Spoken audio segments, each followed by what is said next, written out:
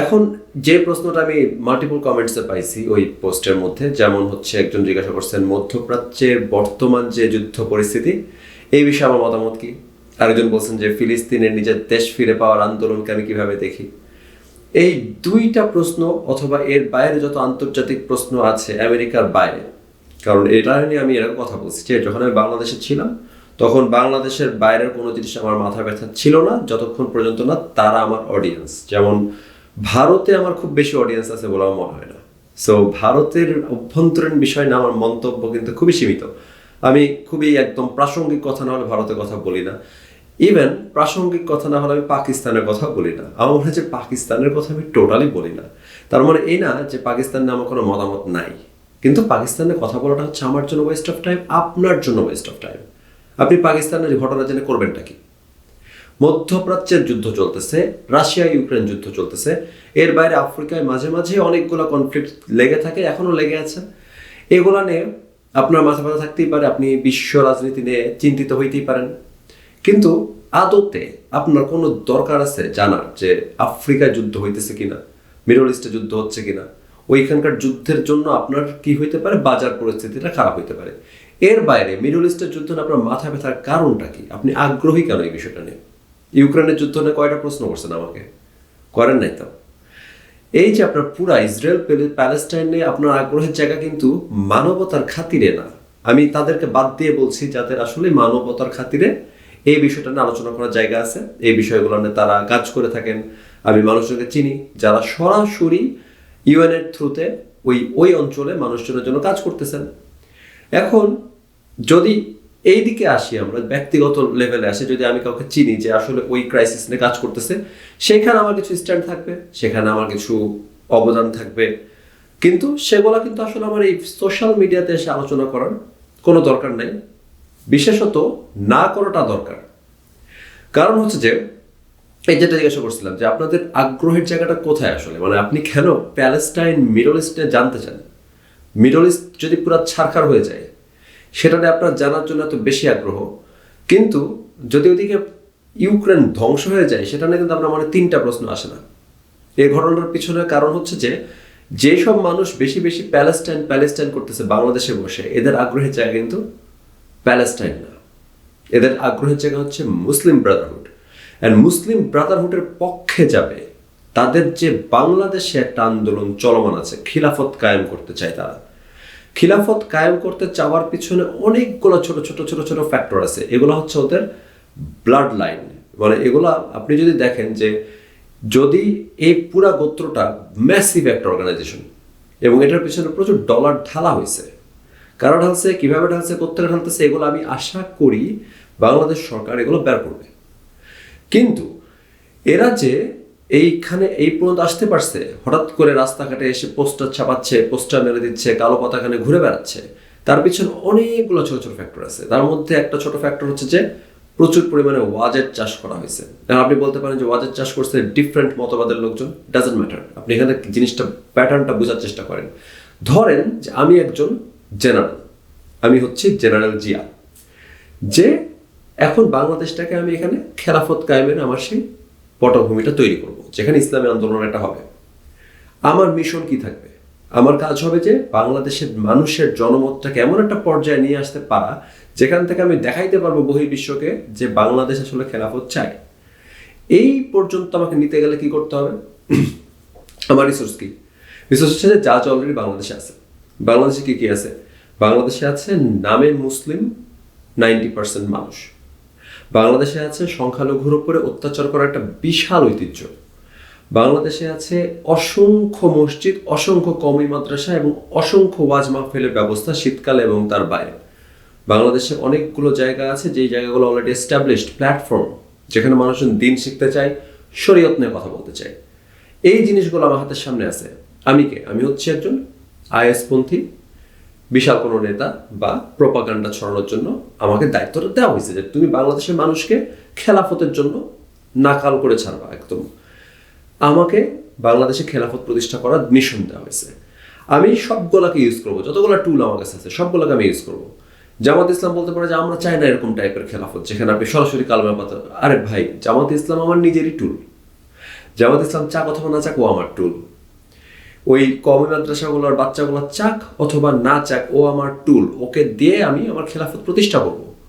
এই যে কটা মক্তব আছে, মাদ্রাসা আছে, মসজিদ আছে, সবগুলো আমার টুল।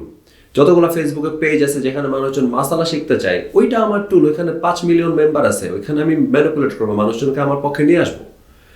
এবং এই যে পুরা দেশে যতগুলা মানুষ ইনসিকিউর ফিল করে, পাশের দেশটা যেহেতু একটা হিন্দু মেজরিটি দেশ, সুতরাং ওরা যে ইনসিকিউরিটি ফিল করে সেটাকে কাজে লাগাইতে তো আমাকে অবশ্যই হবে। ওটা তো একটা বিশাল টুল। এখন বাংলাদেশের মধ্যে যদি একজন হিন্দু মাইর খায়, তাতে করে পাশের দেশের ওদের খুবই গায়ে লাগে যে কি ব্যাপার, আমাদের মতন লোকজনকে ওখানে মারতেছে, সো ওটা ওরা কথা বলে। আবার একইভাবে যখন এই বাংলাদেশের মধ্যে ভারতের মধ্যে কোনো একটা মুসলমান মার খায়, তখন আমি এখানে আমার প্রোপাগান্ডা মেশিনকে কাজে লাগাতে পারবো যে দেখছো আমাদেরকে কিন্তু সব জায়গাতে মুসলমানদেরকে মাইট দেওয়া হচ্ছে, আর আমাদের উচিত হবে মুসলিম ব্রাদারহুডের ছায়া তলে একত্র হওয়া। কোথায় একত্র হওয়া? মিডল ইস্টে না, বাংলাদেশে।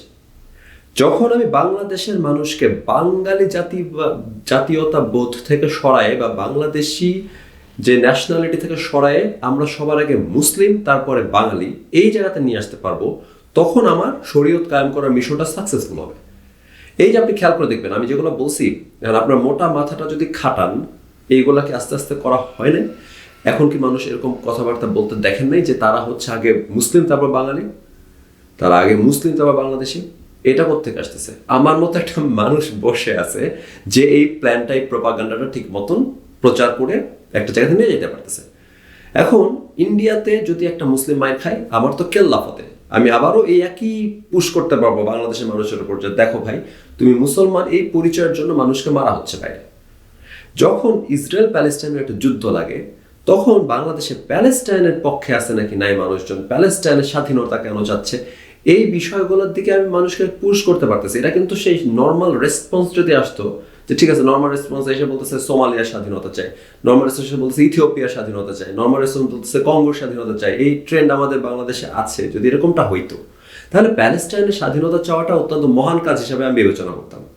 কিন্তু এই বাংলাদেশে যতবার রাস্তাতে প্যালেস্টাইনে মানুষ নামতেছে, ফেসবুকের মধ্যে একই পোস্টের মধ্যে অনেকগুলো কমেন্টে প্যালেস্টাইনের পক্ষে কথা দেখতে পাচ্ছেন, একটা সিঙ্গেল কমেন্ট, একটা সিঙ্গেল জমায়েত কোনো ধরনের সাধারণ মানুষের যে স্বাধীনতা চাই, যার মনের মধ্যে দুঃখ লাগতেছে, বাচ্চার মাথায় বোম পড়তেছে দেখে, সেই লোক ওখানে যায় নাই।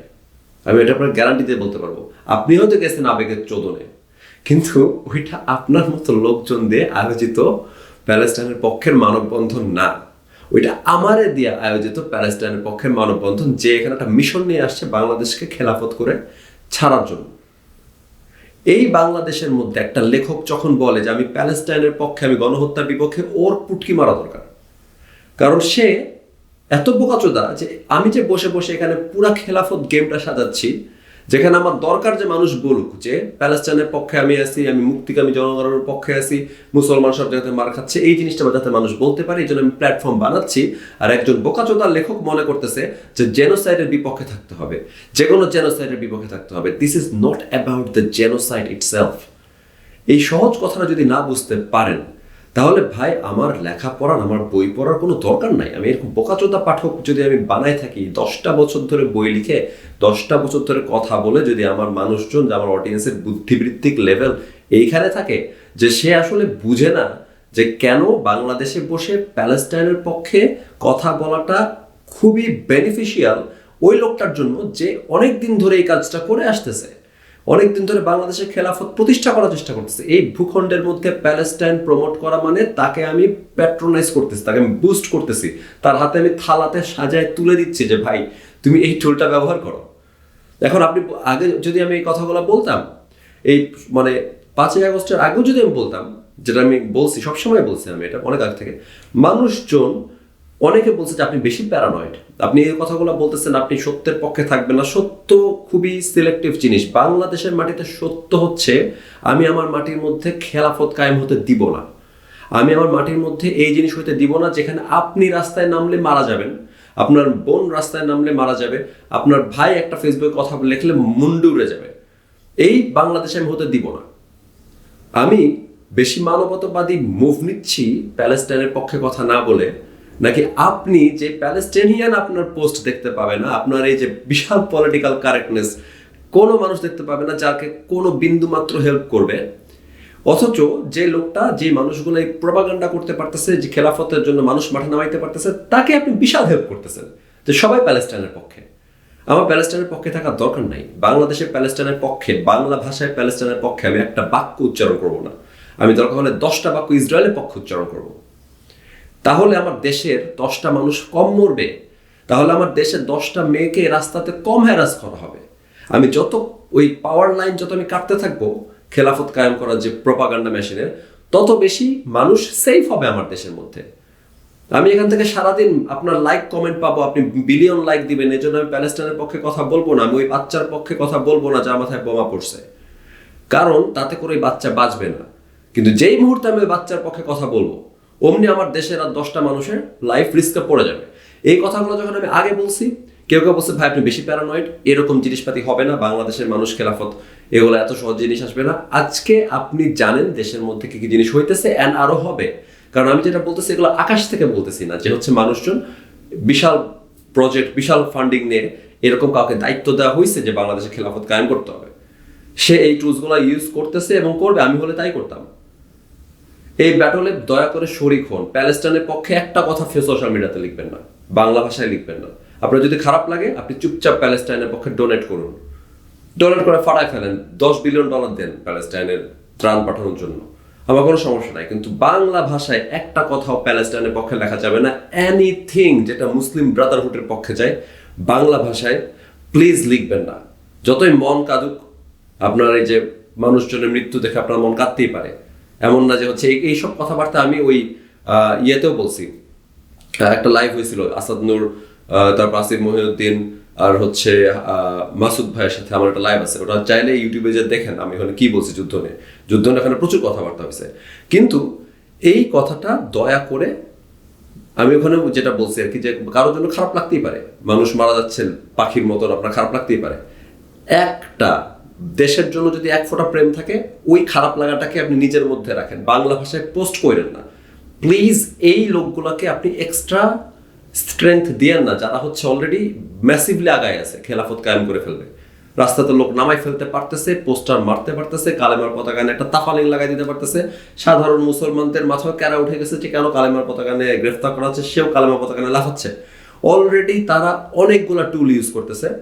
আপনি চেষ্টা করবেন প্রত্যেকটা জায়গা থেকে টুল কাটতে। Anything that goes for Muslim Brotherhood, ওইটাকে আপনি জাস্ট হাইড্রার মাথার মতন ওটাকে সরাই দিবেন।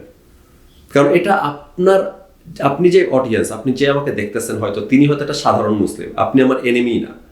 কিন্তু আপনার মতন বোকাচোদা যখন লাফ দিয়ে ওঠে প্যালেস্টাইনের জন্য, আপনার মতন বোকাচোদা যখন কালেমার পতাকার জন্য লাফ দিয়ে ওঠে, তখন এটা একটা খুবই ডিস্টেবিলাইজিং একটা সিচুয়েশন পরিণত হয়, যেটাকে সামনে কন্ট্রোল করা খুব কঠিন হবে। আর আমি মারা যাওয়ার আগ পর্যন্ত বাংলা ভাষায় এমন কিছু লিখবো না যেটা মুসলিম ব্রাদারহুডের পক্ষে যায়। আপনার জন্যই লিখবো না, যিনি আপনি নিজেও মুসলিম। কালকে যখন যাবে, ওরা যদি বাই এনি চান্স এই জায়গাতে আসতে পারে, তাহলে আপনার এই সাধারণ মুসলিমকে আপনার মুসলমানিত্ব ওরা পাত্তা দিবে বলে আমার মনে হয় না। কারণ আপনি তো সাধারণ লাইফ লিড করতে পছন্দ করেন, আপনি তো আসলে শরিয়া লওয়ার জন্য প্রিপেয়ার্ড না। অ্যান্ড খেলাফত আসলে একটা বৈশ্বিক ব্যাপার, সবাই জানে, কিন্তু ওরা খেলাফতের কথাই বলবে। কারণ ওরা যদি একবার জায়গার মধ্যে যাইতে পারে, ওরা ওই শরিয়া ল এস্টাবলিশ করবে, যেটা আইএস করার চেষ্টা করছিল একটা নির্দিষ্ট ভূখণ্ডের মধ্যে। সো দয়া করে আমাকে হেল্প করেন, দয়া করে আপনার পাশের জনকেও বুঝান যে প্যালেস্টাইনের পক্ষে কথা বলা যাবে না এখন। আপনি কাঁদতে চাইলে দরজা বন্ধ করে কাঁদেন, ফেসবুকে কাঁদেন না।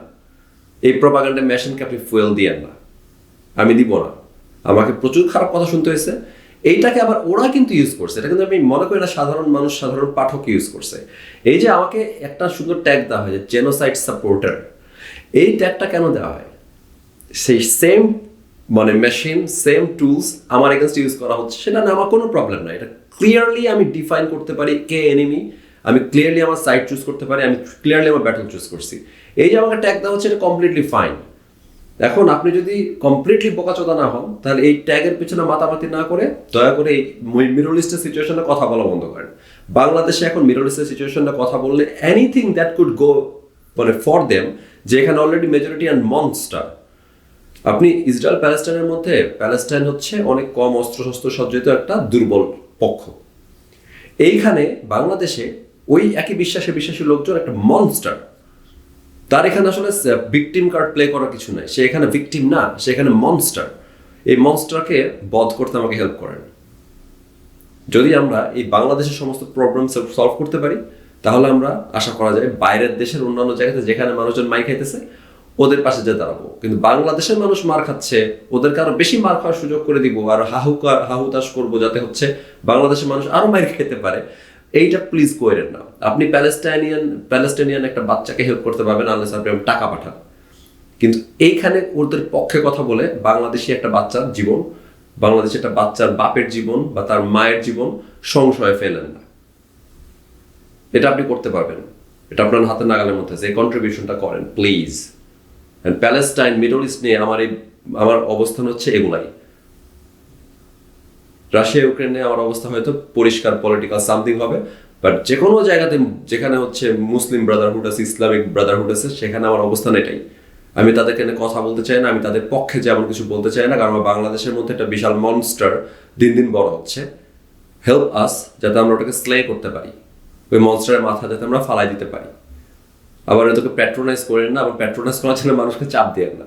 যারা করতেছে তারা বোকাচোদা, তারা পলিটিক্যালি কারেক্ট থাকার চেষ্টা করতেছে, বাংলাদেশের পুটকি মারতেছে। আই হোপ যে তাদের মাথার মধ্যে ওই 2 ইঞ্চির বুদ্ধি গজাবে, যেখানে তারা অতটুকু ক্রিটিক্যাল থিঙ্কিং করতে পারবে আর এইসব কাজ করা বন্ধ করবে।